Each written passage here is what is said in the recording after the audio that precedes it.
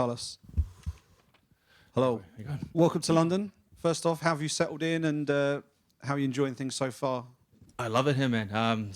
So team and I, we arrived a little earlier, which is good. Yeah, just helped us to acclimatize and get used to the timing here, the sleeping patterns and everything. And I just love it. The weather's good, well, for us now. So everyone dresses well here, and it's helped me to understand, just keep up my standards. How long does it take to acclimatise, given just the sheer scale of the commute that you needed to make for this one? For this one, about 4 or 5 days. And you've got a really tough, experienced opponent and a durable one as well. So how do you view this matchup in terms of a stylistic matchup and perhaps an opportunity to really showcase your striking skills? Yeah, Jan is a very well-established and experienced fighter. So, we've got to make sure we go in there and get the job done. That's all that matters.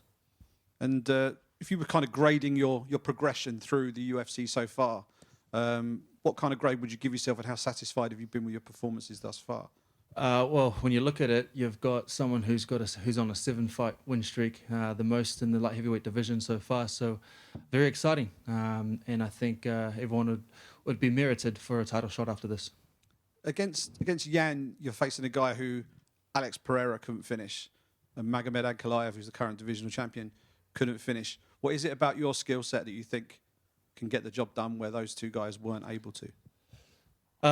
We'll just have to see on Saturday night, but I come with a different approach. Great stuff. Thanks very much. Thank you. Carlos over here. This side. Yeah. In Jan, you're also facing an opponent who has fought a teammate of yours, Adesanya. Did you guys talk about the fight, and did you watch his fight with Jan, even though it's been a while? Yeah, I mean, I was training alongside Israel as he was preparing for Jan. This was my debut against Nzechukwu. So we were training alongside each other. We knew what was about to happen.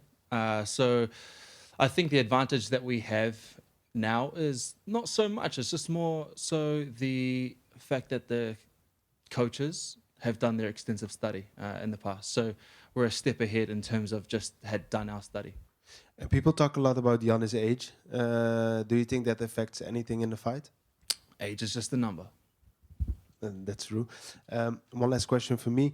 The current champ, Magomed Ankalaev, and I heard the rematch is almost signed against Pereira. Do you think you're the definite #1 contender if you win this fight?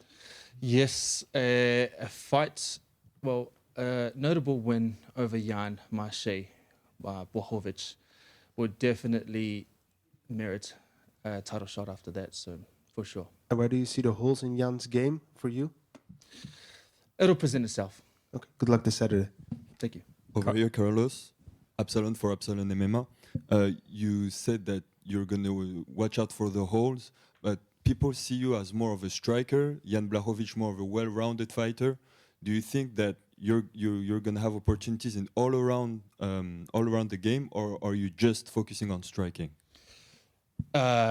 We will have to see. It is a secret until it's not a secret. It's going to happen, but I have full faith that I'm going to get the win. And do you think it's an advantage that you have a teammate that fought him, or do you think it's a disadvantage for him to have already fought this style of Eugene Berman? Not so much an advantage, but every fight is different. I know Blachowicz has seen this fight differently, and he's going to approach it that way. He's smart. He's a chess player, and that's the way I'm going to view it. He's the first former champion that you face in the UFC. How much of an honor is that for you? Very much so, and a win over Jan would definitely merit it. If you don't get the title shot, who is the opponent that you would most like to fight against? Since you had an upcoming fight against Jamal Hill, is it the one that you would want to face if you don't get a title shot after? There's a title shot there, brother. There's a title That's shot. That's what you want to get. Thank you. Good luck. Thank you. Carlos, over here. How much did you value the experience you got in a technical fight against Volkan Oezdemir, a former title challenger? Yeah, a lot, man. I mean, I took a lot from that fight. I mean, obviously, I wanted to get the knockout, as I usually do, but you live and you learn. I took 3 rounds with someone who was supposed to have been a great striker and on a great roll. So for me to do that to someone like Volkan was a wild defeat in itself. And if you are to win there's been a trend of fighters weighing in as a backup to then earn their title shot. Do you feel that with the rematch between Pereira and Ankalaev, do you want to weigh in as a backup to potentially earn your spot more than just this fight? Yep, that could happen too. Thank you. Carlos, just quickly, how do you think a rematch between Alex and Magomed will go down? I know that Alex will work on the holes that he needs to. He'd probably be in the gym right now as we speak, doing that. And he's a player, and I could see he will make the differences that he needs to, or the adjustments. And but I just feel that Ankalaev, he's a strong player right now too, and anything can happen at this point. So do you see Ankalaev holding on to the title when you finally get that shot? That's something I visioned for sure. How do you think a fight with you and Ankalaev will go down? You know how it goes down. You know how it goes down. All right, thank you. Carlos, you got asked before, down here, sorry. You got asked before about, obviously, Izzy's experience with Jan, but Eugene as well as one of the great coaches. Have you kind of seen another level of his coaching, given how much knowledge he'll have of your opponent and just the kind of level of detail he goes into with that? Yeah, Eugene, Twist, and Andre, they all do their study. So I trust in my corner, and whenever I step in that octagon, I put all my trust in them. I let them be my eyes when I'm in that octagon, and I just do my work. And the amount of travel you've had to do, those guys have coached all around the world. How much have they been a benefit to you as well? A massive benefit. I mean, we're a big team. There's a lot of us here now too, and I'm grateful that my team has, extended team has been able to travel with me so far, and so it's great that I feel at home so far away from home. Thank you. Carlos, some fighters don't like their opponents to have a bad blood with them. You've met Jan Blachowicz. What do you think about him as a man and as a fighter? Are you able to unlike him? Yeah, whenever I step in that ring, nothing gets in that way. So, but before and after, I've always viewed and I've always followed Jan. I respect him as a man. And the way I put it is, I've got 2 sons, and like if I feel that my sons could look up to someone like him, then that'll be good. I view that way. He is he can inspire kids and people around the world, and I like that. Last one from me. What do you think about the current situation of Israel Adesanya? Do you believe that he can be again a champion in UFC? Once a champion, always a champion. Thank you. Thanks very much. Sorry again from Against the Fence. News on the line is that you used to be a male stripper yourself, and soon you'll be stripping a particular male of the title, perhaps. Give it some time. Got to get past the challenge this weekend, of course. But how far would you say you've come from the man you once were to the man that you are now, standing before us today? Yeah, a very well-developed fighter. And from the beginning of my career in the UFC, everything was kind of fast-tracked during COVID. I was put in the Shark's Den, on the Lion's Den pretty quickly. So we had to learn to adjust. And now I've got the momentum and understanding of how MMA is. So I'm just riding the wave.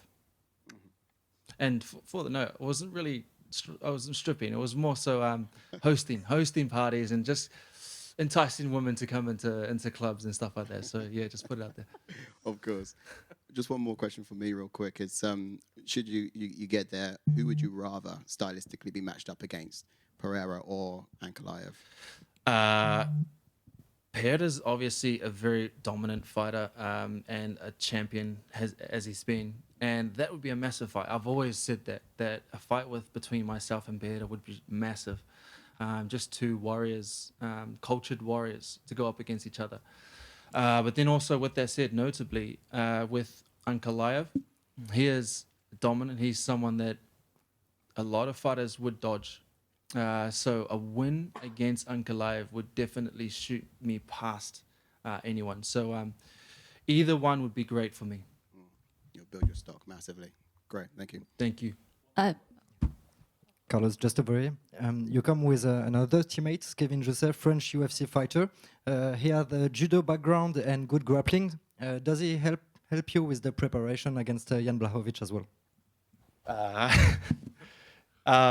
Yeah, nah, he's amazing, man. So that's the whole reason why we have Kevin on board on this camp. Is he's sharp, man. His grappling is second to none. Obviously, his judo is amazing. He's got the good judo chop, which he's taught everyone a few times at the gym. So he's known for that one. But you know, everyone plays their part.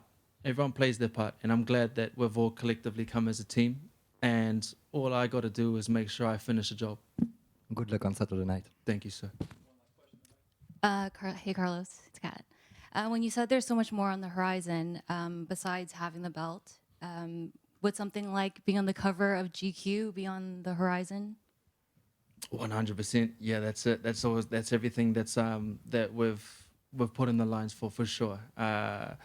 GQ they've already sung out for a bit, so we'll definitely get there.